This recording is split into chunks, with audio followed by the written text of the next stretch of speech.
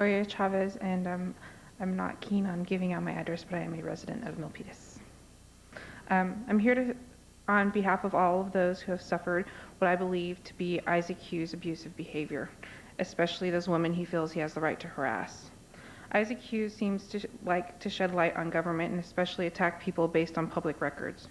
In the interest of openness, I would like to shed light on who Isaac Hughes is according to public records. In October of '97, Teddy Johnson obtained a restraining order against Mr. Isaac Hughes because he was stalking and harassing her after breaking up with him. Ms. Johnson states that she broke off her relationship with him 15 times in a year-and-a-half period.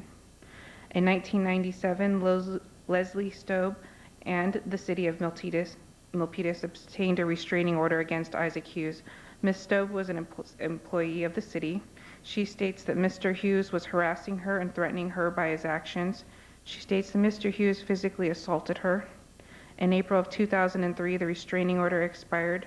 Mr. Hughes began harassing, threatening, and intimidating Ms. Stobe again. In January of 2000, Angela Collier filed for a restraining order against him. Ms. Collier was harassed by him because he was dissatisfied with the services of the BFI.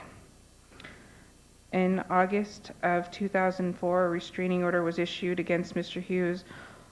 He was also ordered to notify the police department before entering any city building.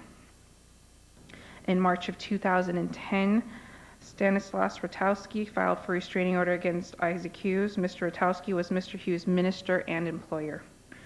He had to terminate Mr. Hughes' employment and cancel his membership from the church as well. Mr. Ratowski stated in his declaration that Mr. Hughes harassed church members, committed acts of vandalism, committed slander, and libel against the members of the church. In March of 2010, Lariman Green filed for a restraining order against Isaac Hughes. He was also a member of the Calvary Assembly Church. This action was later combined with Mr. Ratowski's action. In 2002, Mr. Hughes was arrested for resisting, obstructing, or delaying a police officer, evading a police officer, and vehicle code violations as well. Mr. Hughes spent time in jail and was convicted for evading a police officer and a traffic violation on that incident. I believe that Isaac Hughes is a danger, and I don't understand why the city has not protected its employees, council members, and people who enter City Hall when he continues with his abusive and harassing behavior. In addition, I have some records from the public records, copies.